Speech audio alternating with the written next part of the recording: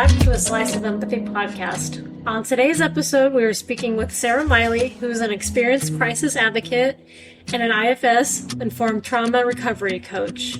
She's also the owner and coach of Spring Circle Wellness LLC and the founder and consultant of the Personalized Trauma Healing System, a lifestyle design program curated for trauma survivors, and the host of the Trauma Survivorhood podcast. Well, I really appreciate you taking the time to join me today.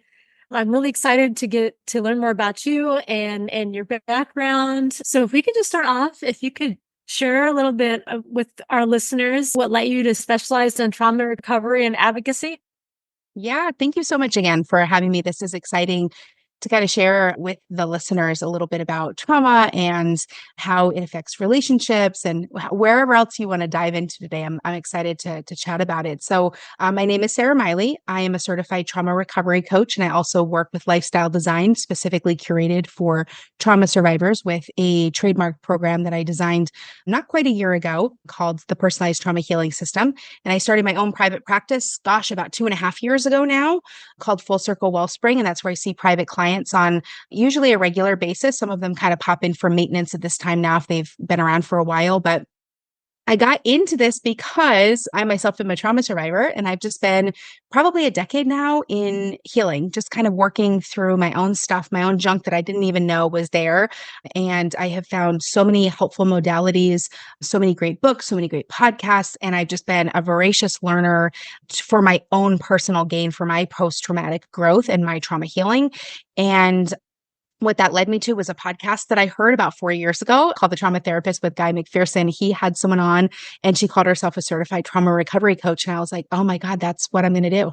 And that's what I did. So during the pandemic, I got my certification, and then I started the business 2.5 years ago. And here I still am, still doing my trauma work because it's never ending, and now coaching clients. And the lifestyle design program was kind of just birthed out of my love of helping people find nervous system regulation, growing their lifestyle design, really to curate thriving and joy and content in ways that really is for them, right? Because some people, they want to dive into career, and some people really want to travel, and other people are very, health conscious, and they want to, lose weight or gain weight. And lifestyle design is kind of the key to that, in my opinion. So that's how I've gotten into lifestyle design, but I specifically work with trauma survivors. So yeah, it's a little bit about my background in a nutshell. And I'm really intrigued by the therapy approach being designed the lifestyle, because I can 100% relate, because I know for me, I personally really love to travel.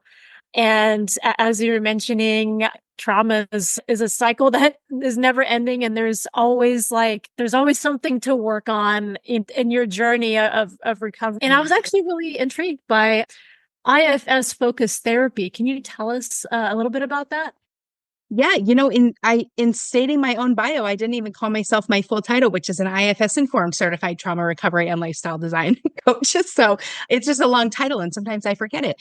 That is true. I do. IFS has probably been the most healing modality for myself personally and professionally. What I see the big aha moments with my clients. IFS stands for internal family systems. So some people might have heard of parts work. They might have heard of inner child work. The parts therapy has been around for a while. Dr.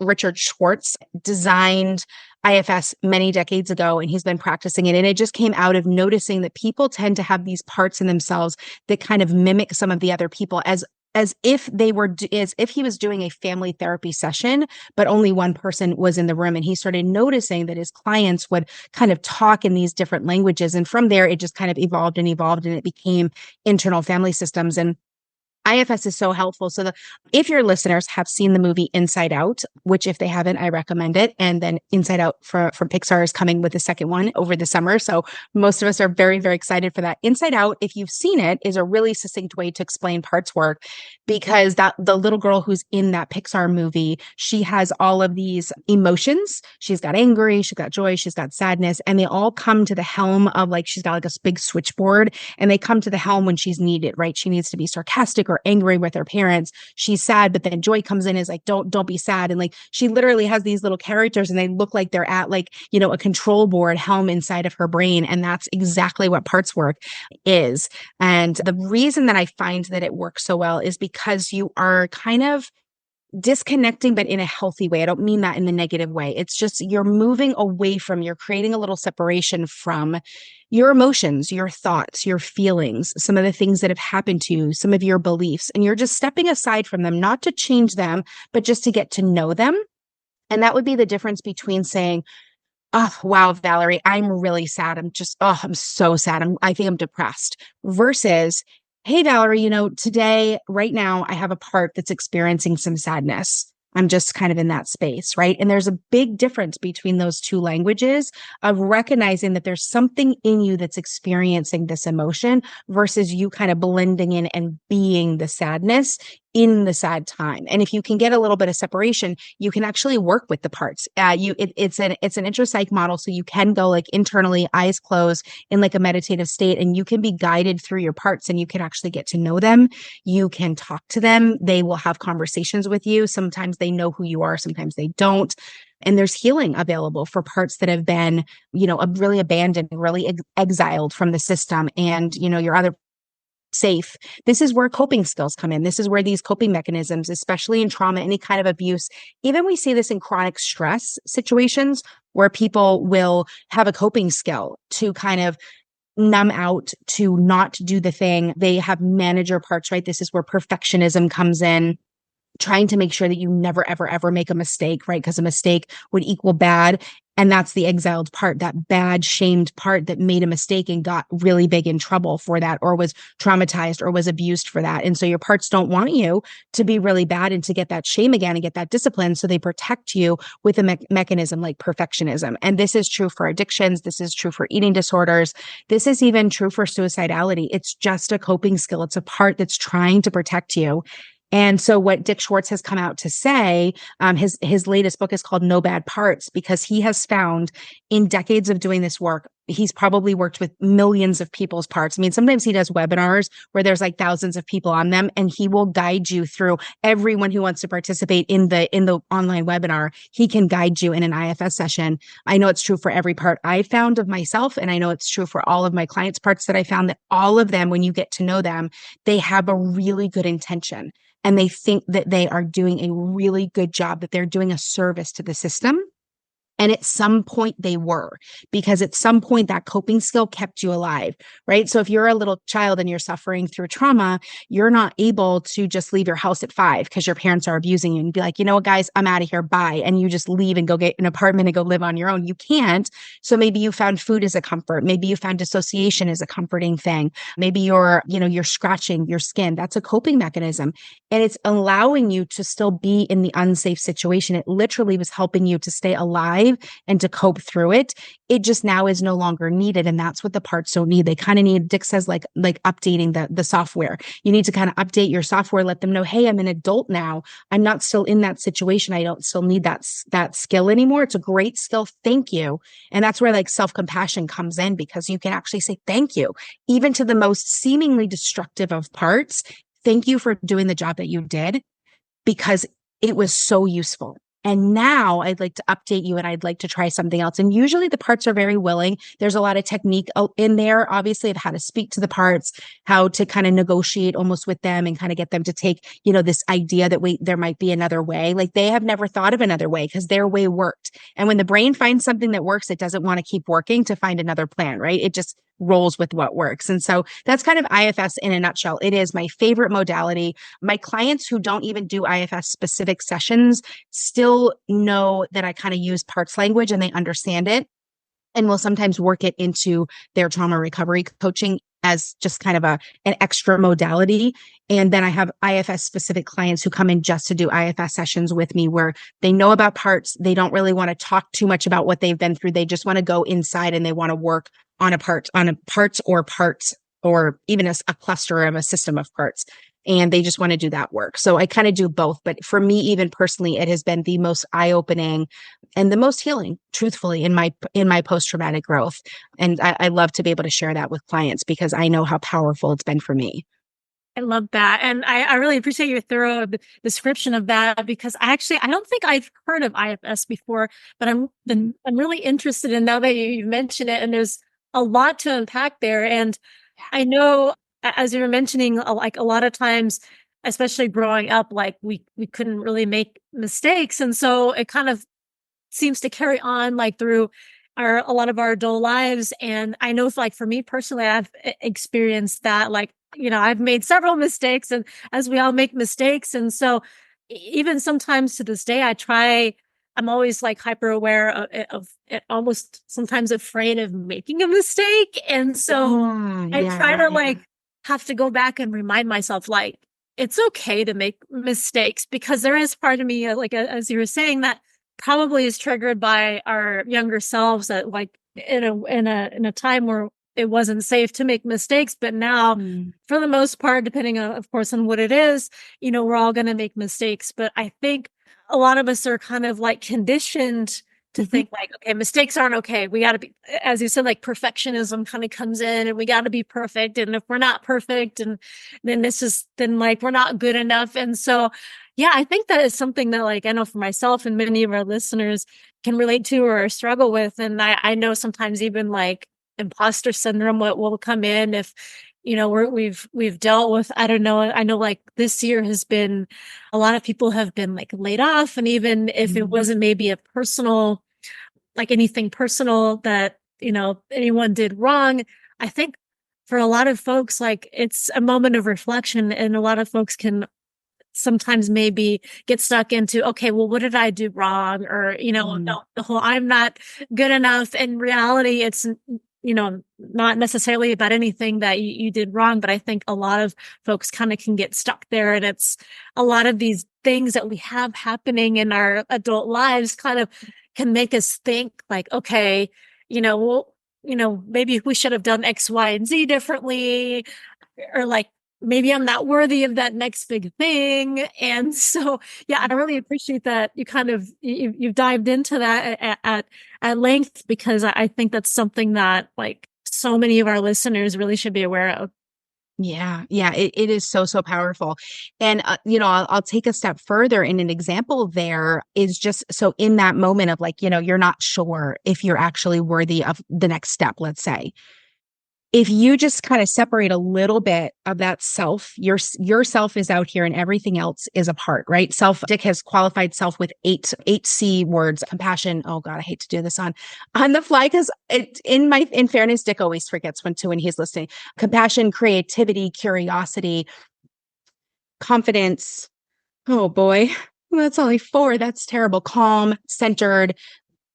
And I'm still missing one more. I think I said compassion. I'm missing one, but see, I'm just being Dick Schwartz right now. He invented it. So if you sit back in that place of self and you're really in that grounded self, you would recognize, there's a part here that's wondering if I'm worthy to take this next step.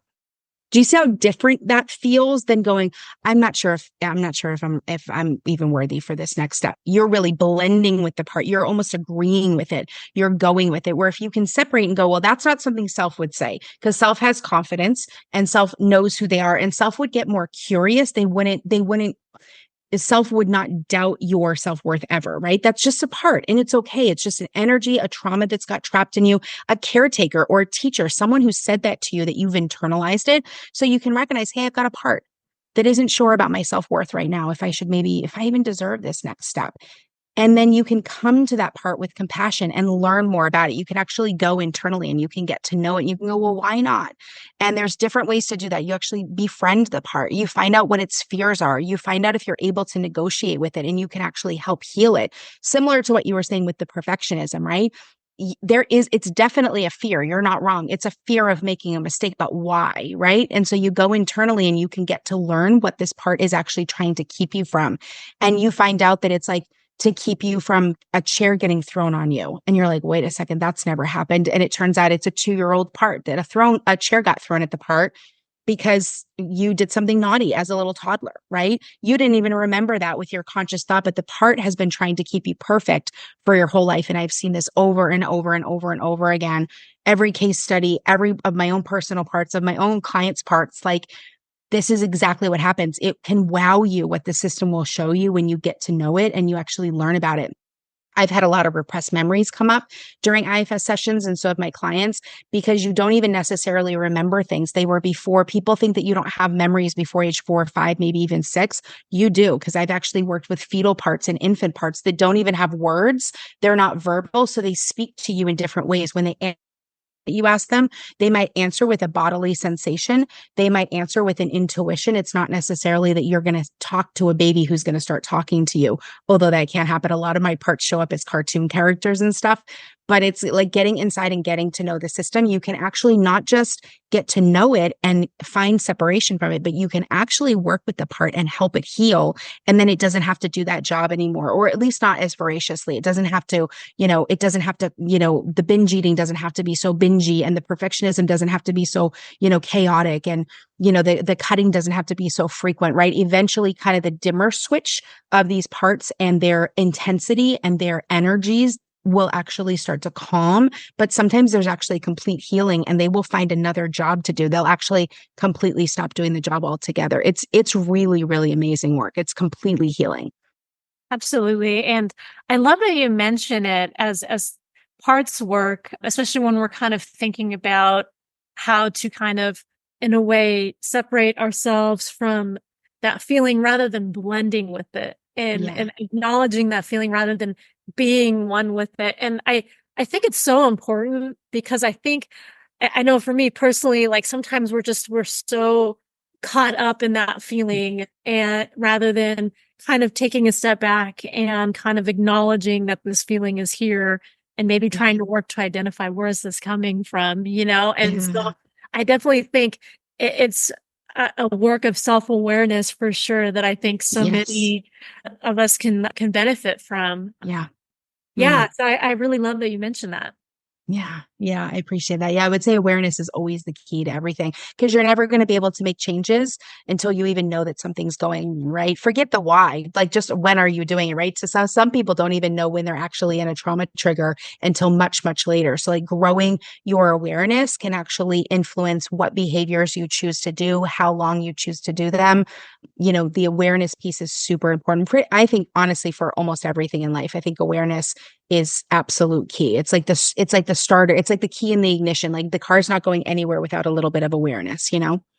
Oh, absolutely. And it's funny because my mom and I have conversations about things like this, like frequently, about like different triggers that come up from both of us, because we've both been on like a journey of healing for a long time. And so sometimes things will come up, and it's usually, as you said, like after a period of time, and we're able to identify a certain feeling, or maybe kind of think about maybe that where that might come from, but it doesn't maybe present itself in that moment. It'll maybe take a little bit, and like, that's why I was feeling like this. And it's just kind of allows that opportunity to really think about where that feeling and where that trigger maybe came from.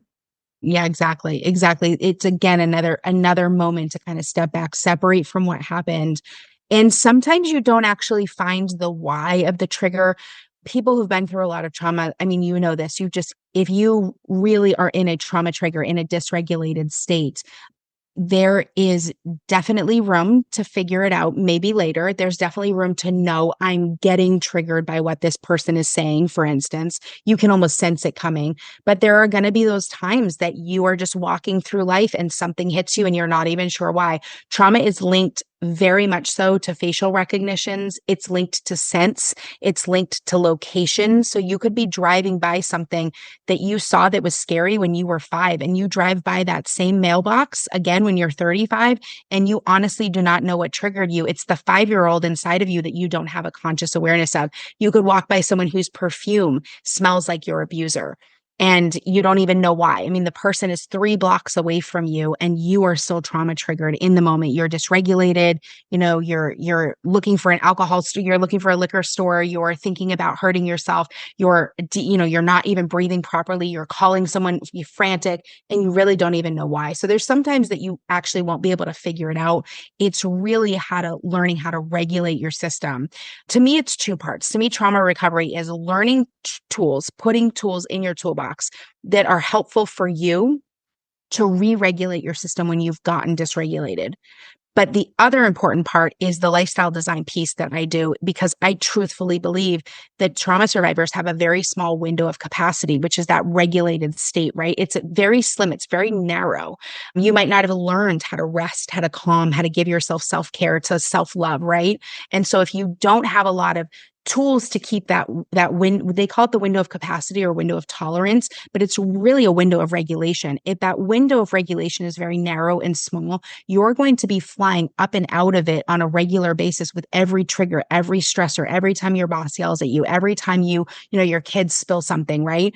You're going to constantly be out of it in a dysregulated state, right? And so this is where your sympathetic nervous system comes into play. You can even go into dorsal vagal. So your system can actually shut yourself down. You can faint, you can flop, you can freeze, you can fight, flight, fawn. We know those ones. All of those things are happening, and that's okay when you're dysregulated, especially if you have tools to get yourself re-regulated. But if you can expand your window of regulation so that you can actually enjoy more space. So, okay, the kid still spilled something. Okay, your boss still yelled at you. It's not great. It's not a great feeling, but you're not actually dysregulated in your autonomic nervous system. You have stayed in your parasympathetic rest and digest place. You are going to enjoy more of that thriving that I'm talking about. So to me, trauma healing is kind of twofold. Finding the tools to regulate yourself when you are dysregulated, but then expanding that window of tolerance so that you actually have less moments of dysregulation, so that you don't always have to be reaching in, because that's the exhausting part, is re-regulating. Okay, this next tool. Okay, today I took a walk. Okay, next day I'm going to call a friend. Next day I'm going to take a bubble bath. You're always looking for ways to re-regulate yourself, where actually with a steady regimen of self-care and lifestyle design, you can expand that window and actually stay regulated on a more regular basis. And that's where you start to feel a little bit more ease, a little bit more joy. Now you're still healing. You're still working with your therapist. You're working with your coach. You're doing different modalities. You're still actively healing from what you've been through, but you're not reliving it every moment of every day. It's not such a struggle. There's a lot more ease and joy in there. Absolutely. And I love that you mentioned the importance of self-care, because that's something that we definitely need to incorporate on a healing journey. And for anyone who might maybe just be getting started with some of these practices, what are some self-regulation, maybe tools and techniques that might be able to help someone who's maybe just trying this for the first time? Yeah, absolutely. Like if they're noticing that they're getting dysregulated and they want to come back into self-regulated states. Yeah. Yeah. So there's so many. And really, it has to be something that matches with them, and I'm going to just put that as a disclaimer, because we say something like having a yoga practice, which is more of a lifestyle design, right? But in a moment, I'm going to tell you something like breath work is great, but breath work actually can be triggering and activating for a different type of survivor, right? There's certain things that are not healing that will actually activate and trigger. So that's why recovery, trauma healing in general is a very curated, personalized, kind of customized situation. Because I might offer something to a client, they try it and they absolutely hate it. They might try it once and then that's the next thing that they do for the 15 years, right? So it is very, very specific, but there's a lot of things that are actually specific to the autonomic nervous system, which is responsible for your breathing, for your heart rate, right? For your pupils. That's why your pupils will dilate at different times when you're stressed and not stressed, because it's the human idea that you have to run. You might have to run. And so you're actually bringing more light into your eyes to get ready to run. Your pupils, which you don't have control over your pupils, but your autonomic nervous system is running the show. So if it notices the stress, it's going to do things like make you sweat. It's going to make you breathe funny. Your heart rate is going to be beating. Or if you're going into a freeze state, you're actually shutting down. So your heart rate is going to slow and your breath is going to slow. So some things that are really helpful are grounding techniques. So one great grounding technique for listeners would be the 5-4-3-2-1 method, and they can look that up online.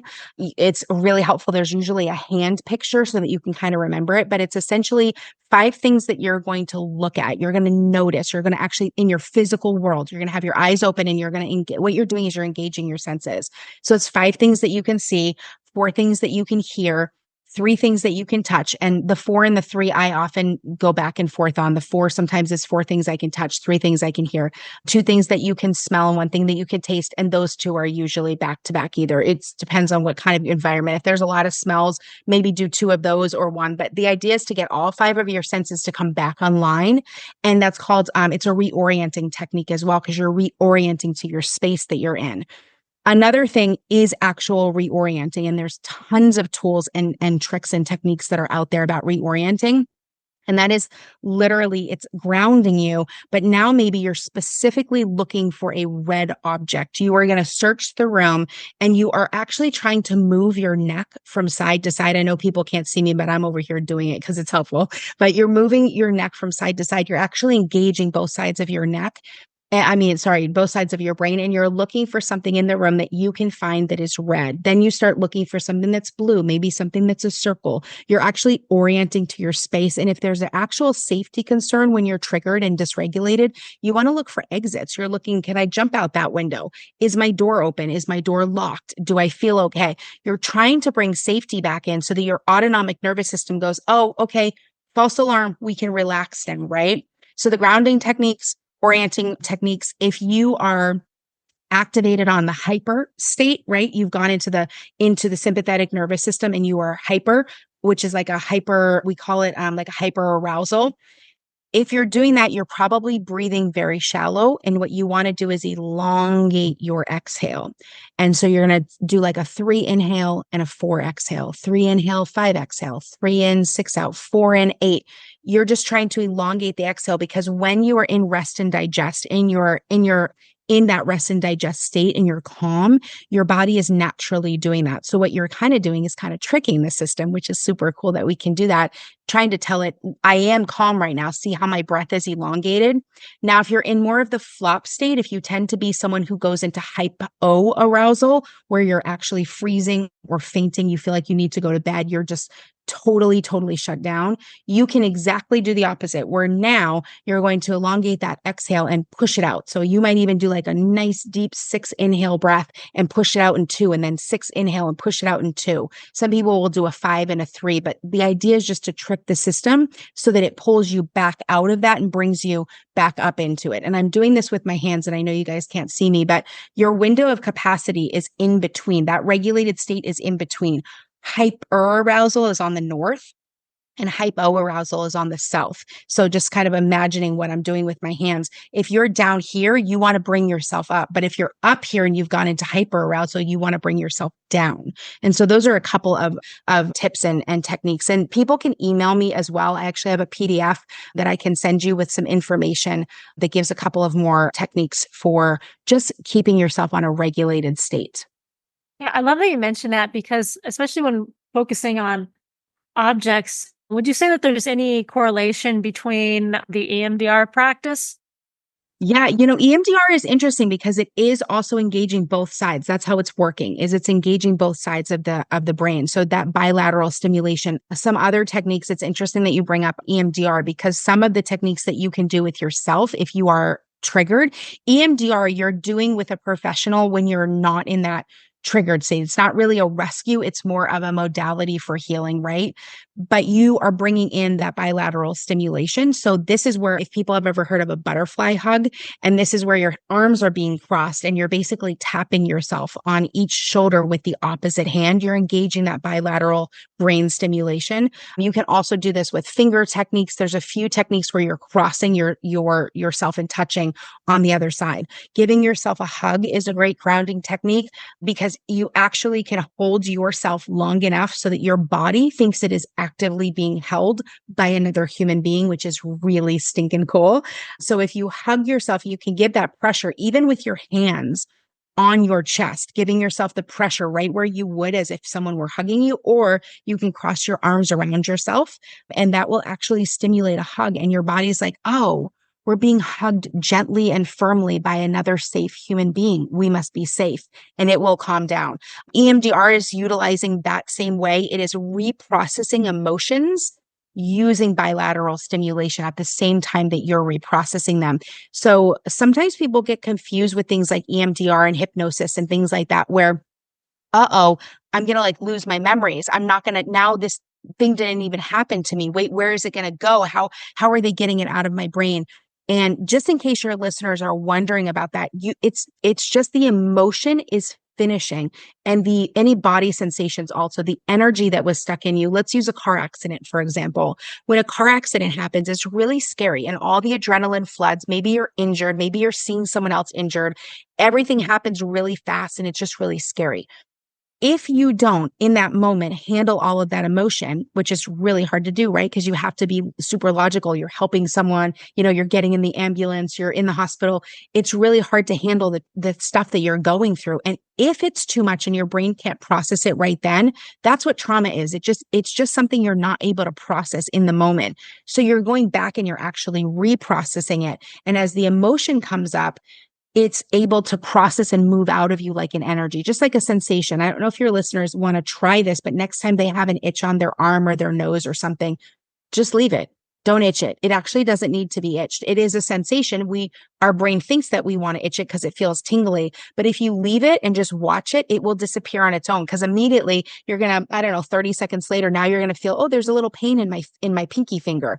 And now your brain focuses on that. It can only focus on that one body thing. So you can actually just let it go and the energy will come out. And the same thing with emotions. If you just let them come out and be heard and cry or yell or scream, it just wants to get out of you. It just wants to be able to pass through you instead of being stuck. And EMDR is one of those great ones that's engaging the brain with bilateral stim while you're reprocessing. So now you still have the memory. The car accident happened. You even can see the details, but you can think about the car accident without all of that stuck trauma of, oh my God, and it was so awful and it was so scary and I just didn't know what to do. And you're not going to have the same emotions about that car accident, but the memory is still there. It still happened. There might even be pictures, but the processing has finished. It's actually gone through and finished and completed.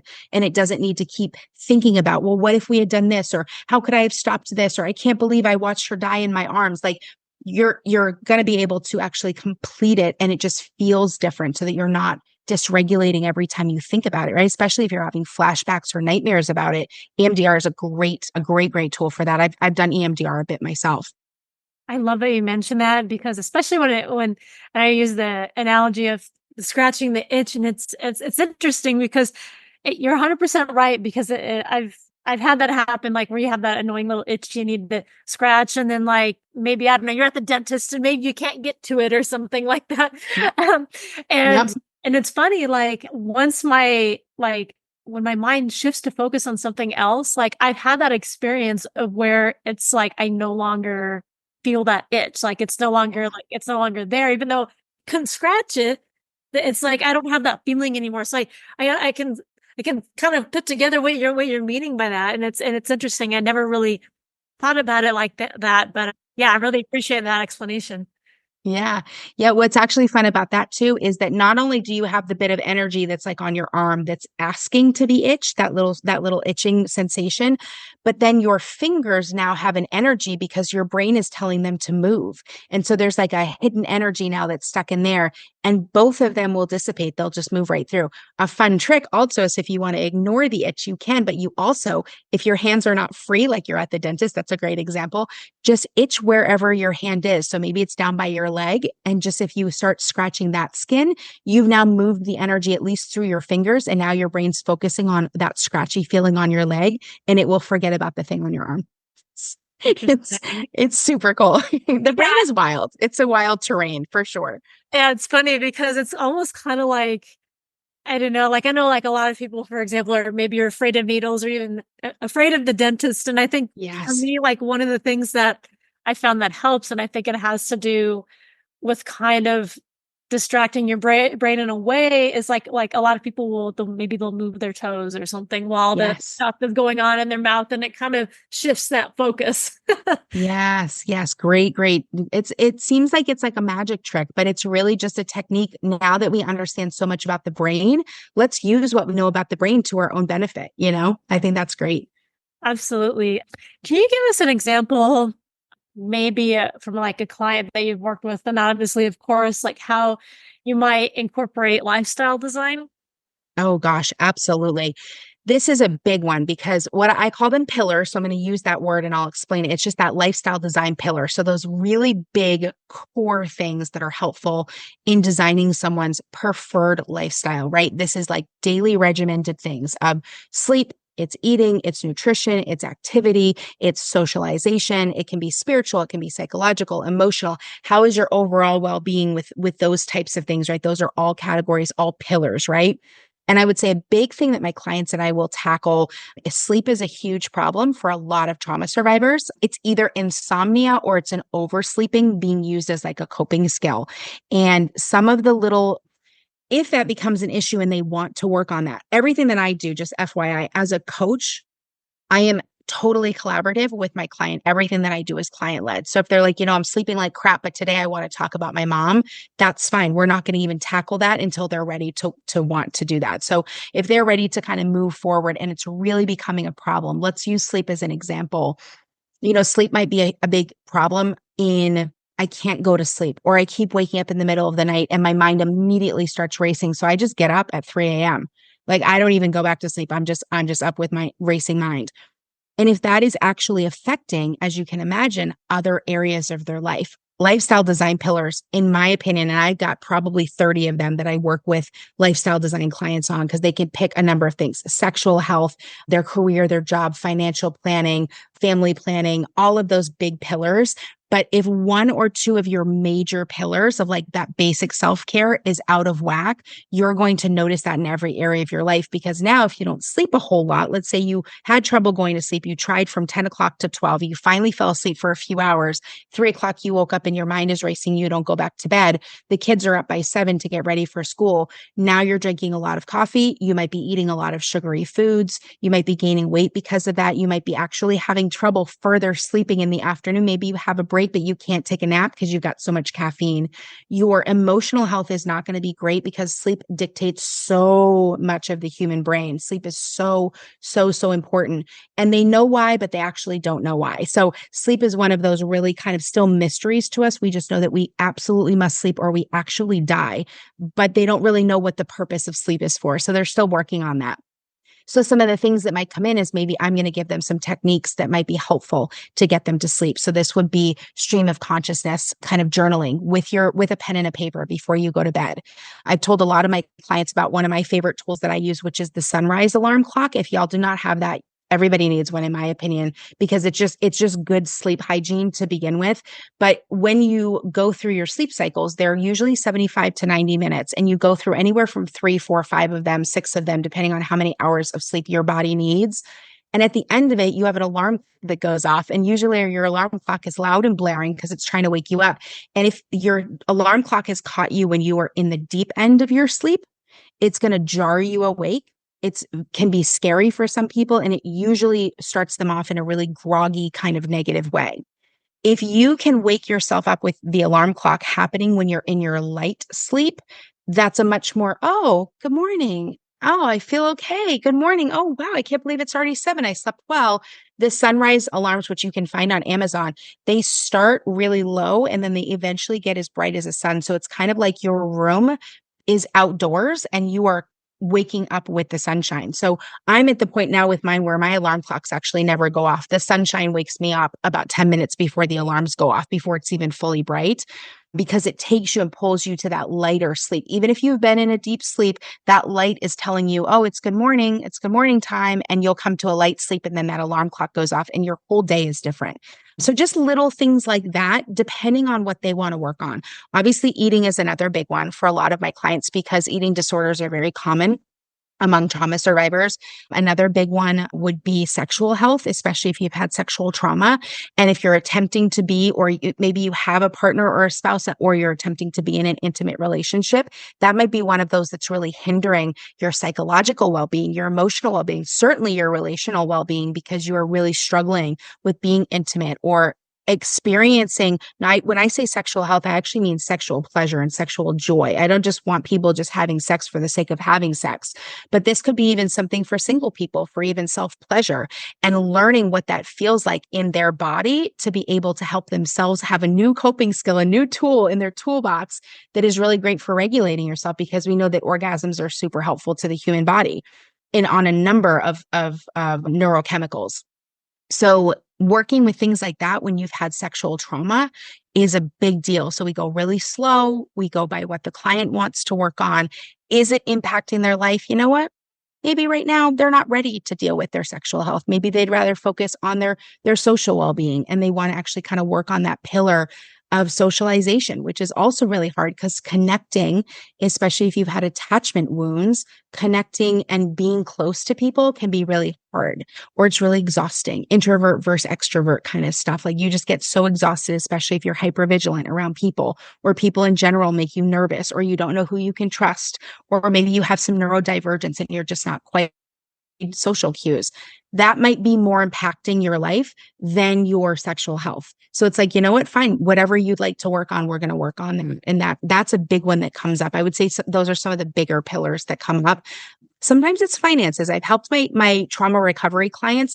There's a lot of trauma around the financial situations, whether you grew up poor, so you're not sure if you deserve to have money now, or you were never taught how to manage it, or there was a lot of parental neglect and they just didn't give you a lot of life skills, or you were really wealthy, but you don't want to be wealthy because you grew up in an abusive home. So you'd rather have a happy home than a rich home, right? There's a lot of stigmas around finances. So that has come up, I'd say, with at least two of my clients, where we've kind of worked through, like, what would that look like if you lived life on your terms, through the lens of the financial pillar.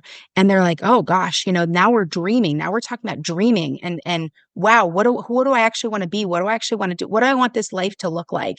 And that just starts to activate things that some trauma survivors have not ever lived, because if they grew up in trauma or abuse when they were children, they might have not been able to connect into, what do I want to be when I grew up? They were just stuck in survival mode. Maybe they never thought about what's fun to them. Maybe they didn't ever play really as a kid because they were so abused or so neglected, and they had to be parentified at a very young age. They were like little adults walking around.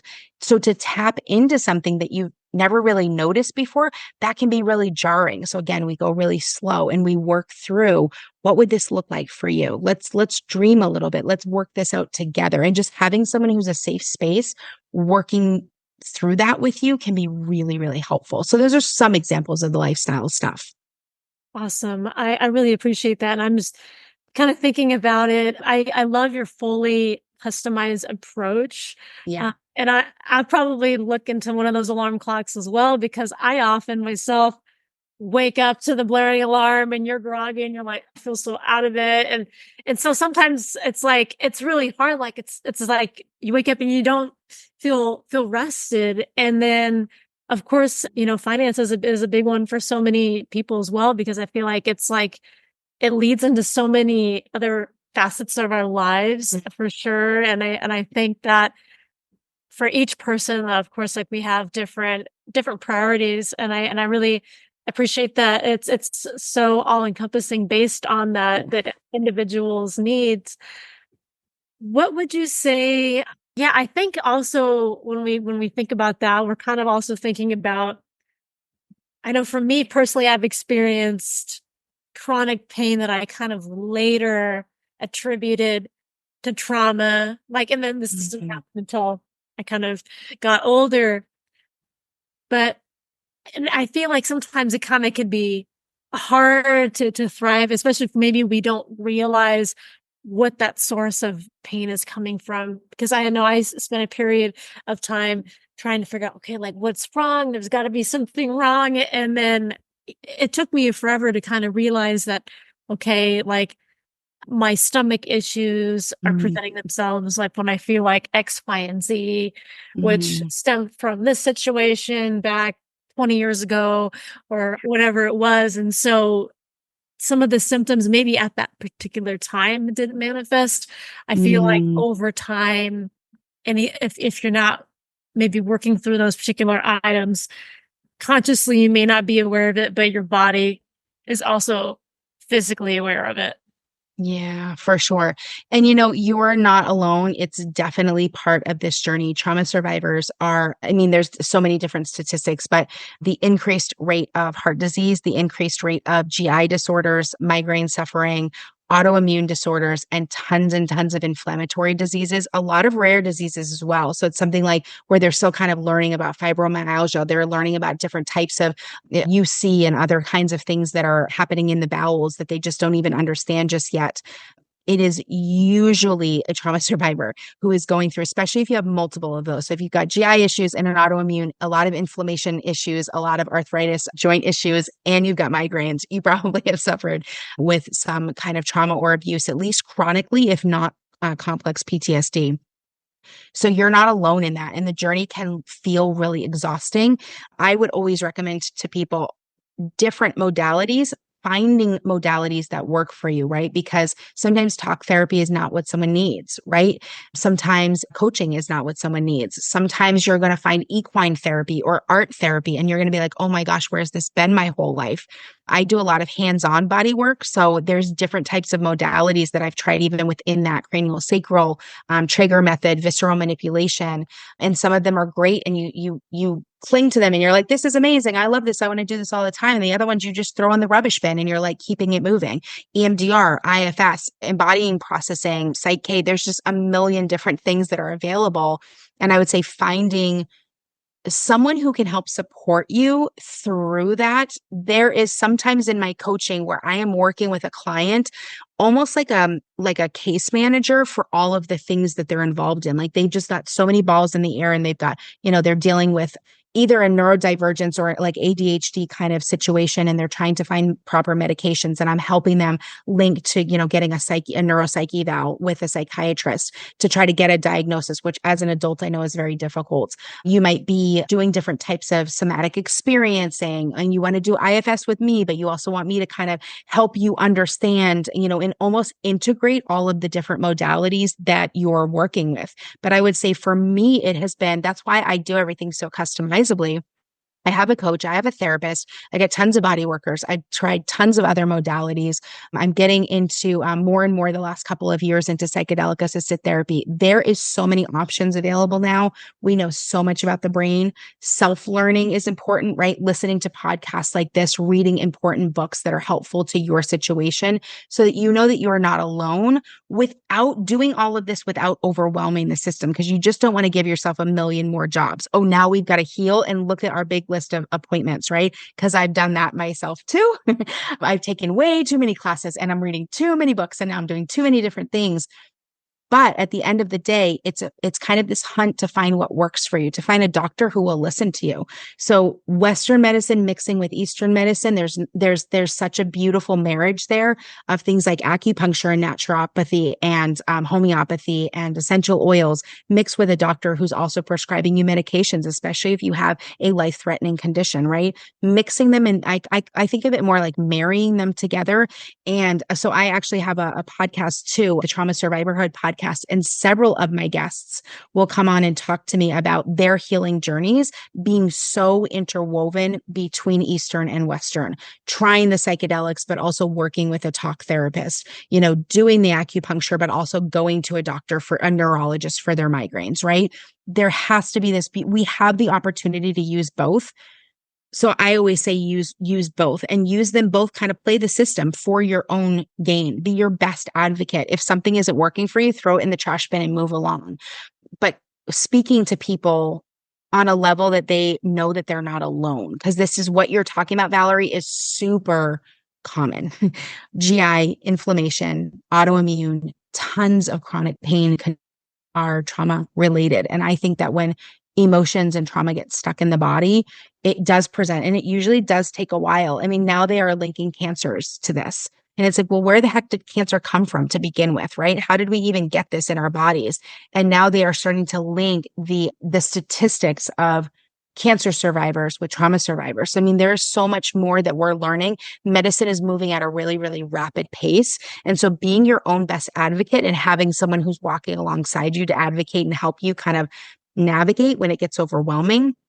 But just to know you're not alone. What you're talking about is very, very common. That's so true. And that's actually something that I've had to learn firsthand in recent years is you have to be your own advocate. And I know sometimes, especially, I don't know, if you're shy or introverted, it can be hard, but it's really the only way you're really going to see like the best results and take good care of yourself. And as part of that act of Mm, self-care, I mean, for me personally, I have IBS, and that kind of onsetted, I think, when I was in my early to mid 20s. And mm, I've noticed, I've tried to identify, like, whenever I have a flare, if there's anything in particular that I mhm, might be feeling or kind of going through that may have kind of helps like that onset. And that's kind of been healing as well. And also integrating that the lifestyle changes as far as like the like diet, taking care of myself and that way, and all these different things, especially as you mentioned in lifestyle design, correlate to so many other categories. Like, yeah. and I feel like they just spill over to each other. And so I feel like it's so helpful to identify like what our priorities are, and how, like, if even if we're just focusing on one at a time, how that can Mhm, spill over into another area. mhm. And kind of thinking about that, I kind of wanted to go back to lifestyle design briefly, because thinking about lifestyle design as far as finances in particular, and maybe anyone who's maybe struggling with addiction, what are some maybe common things that you've seen come up in your practice that someone might be struggling with in terms of addiction? What does that roadmap to healing maybe look like? Wow. Yeah, that's a big question. I know we're almost out of time. So I'm like, oh, how can I guess what I would say is number one, you're not wrong. There is a huge concurrence between trauma and dependency on substances or the misuse of substances and alcohol. I would say I can send you the link. There's been two really important people that I've had on my podcast who now I'm great friends with, hopefully to work again with, because they're amazing and they really are top experts on this. Dr. Constance Scharf, Scharff, I believe. I'm picturing my Instagram. I think that that's correct. And Dr. Brian Liquanen, Licuana. Wait, let me spell it. Licuanan. And the two of them have been on my podcast, and they can find them on Instagram. I would recommend listening to the stuff that they say, because they are specifically talking about bridging the world of trauma intervention and addiction intervention. And they are definitely linked, for sure, for sure. I don't have a lot of specialty in that. I am unable to, with my certification and my insurance and my private practice, to work with someone who's in an active addiction with alcohol or substances. We are trained to work with people who are in remission or recovery or sobriety from those that want to work on their trauma. But once you start actively working on your trauma, you tend to go back to your coping skill, or it's an option for you. It's almost like having that pacifier as a child for that comfort, because now you're bringing someone new and you're telling them your life story. So I had someone, for instance, she was smoking cigarettes and she was like, well, that's going to be like my number one thing. I want to stop smoking cigarettes. I said, do me a favor. We're going to make a pact that you're not going to attempt to stop smoking cigarettes for at least 90 days. And that's not an association figure. That's not something that my insurance or my certification makes me say. It's just that I want you to have that coping skill so that you don't do something more harmful while we are kind of rehashing. And I'm going to ask you a ton of questions and I'm going to get to know your trauma, because that is your kind of go-to coping skill. So I've worked with people in sobriety, but I do not work with people in active addiction. But there's definitely a link. And I would say, I want to be careful how I say this. I really truly believe that the key to the addiction healing, and that is food, that is sex, that is TV, that is alcohol, that is all of the things included in the addiction, is if it's a coping skill that your parts have decided is the protective mechanism to keep you safe from the underlying pain, until those parts don't need to protect that pain, i.e., that pain has been healed and reprocessed and finished and moved out of the system and let go, they're going to need to continue to protect you. So if it's not one thing, it's generally another. And addictions tend to jump from one to another. Well, now I'm sober, but then you get into a relationship and it brings up all of this pain and all of this trauma of relating to someone. So you go back to it or you jump to a different one. And so for me, I truly believe that the trauma healing is the thing that's going to pull you out of that addiction. Absolutely. And it's so true. I think with addictions, like, especially if you are trying to quit one, a lot of times one addiction might become another. So I love how you stress the importance of like not rushing into maybe quitting one, because sometimes that can inevitably happen. I wanted to just ask real quickly if anyone who might be navigating relationships, maybe post-family neglect, maybe you have any words of advice or how someone might look into maybe navigating that if they choose to continue having relationships with the folks maybe in question. Yeah, gosh. Oh, it's so complicated. I would say that family relationships are always going to be, if you've had issues with your family, especially in childhood, you definitely have complex PTSD, CPTSD. And unraveling that, the words of wisdom that I can give is that it's difficult. I'm CPTSD survivor myself. It's complicated. It's worth it. It's hard. It's beautiful. It's terrible. It's ugly. It's fabulous. It's a maze. It's an emotional roller coaster.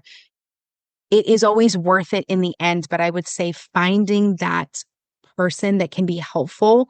I mean, people can reach out to me, even if they do not want to coach with me, they're more than welcome to email me. I offer a 30-minute free discovery call. You can just chat with me. And if we're not right to work with each other, or you're just not at that place where you want to jump into that, I can definitely resource. Resources are just my thing. I mean, you'll hear that. That's kind of what the mission of Trauma Survivorhood podcast is, resourcing people. And I love to do that. And my lifestyle design program is all about referrals and recommendations and resources.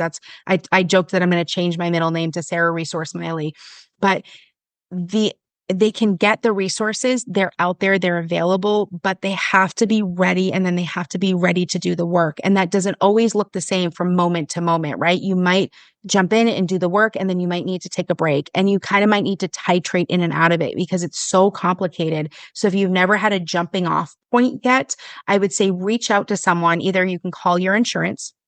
You can ask your insurance who is covered as far as a therapeutic service. You could find a psychiatrist or a psychologist or a licensed mental health professional. That's a step you could take. You can reach out to me. I can kind of help you navigate that as well. I have no problem helping people, even for free, to do that. I think it's important that there are more resources for people where they know where they're able to go to get support. Because I will say, with family trauma, especially ongoing, really chronic situations, that is what we call relational trauma. And relational trauma really needs to heal inside of a healthy, safe relationship. So for myself, one of the first ones of those ever was my therapist. For my clients, I am often one of their first very safe, real, true, honest relationships where they can be vulnerable and feel safe. And that is where the healing can start. So I would say finding that touch tree, that touch point of another human that can help walk you through it. So people are more than welcome. They can reach out to me. It's SARA@fullcirclewellspring.com, or they can go onto my website and they can do a free consult. Just it's 30 minutes, but they can let me know what's going on with them. Let me know I'm not even able to do coaching right now, or it's not something I'm interested in, but can you get me some resources? And I'd be more than happy to help them do that. Awesome. Really appreciate that. Well, I'm so excited to have you here on the podcast. Oh, thank you so much. In the past hour. And I know you mentioned a few different spots our listeners can connect with you. Yes. Anywhere else where some of our listeners can connect with you and learn more about what you do? Yes, absolutely. So if they just go right to fullcirclewellspring.com, all one word, Full Circle Wellspring, and they can find all of my info there. So down, I have all of the socials on there. They can shoot me an email right from there if they would like that PDF about learning how to regulate and stay regulated in their autonomic nervous system. I can send them that PDF if they want to shoot me an email, and they can, definitely connect to me on the socials. That's where I put up all the discounts. I put up a lot of reels. They can find out even more about the Trauma Survivorhood podcast from there. They can learn more about me, and they can definitely schedule that 30-minute free discovery call as well right there, fullcirclewellspring.com. Perfect. I'll make sure I get that in the show notes listed below, and I'll make sure I connect with you as well. I'm interested in learning more about your podcast, so I'll definitely be listening to that as well. Valerie, this was excellent. Thank you. I really appreciate it. I really enjoyed our conversation. Talk to you again, maybe again soon.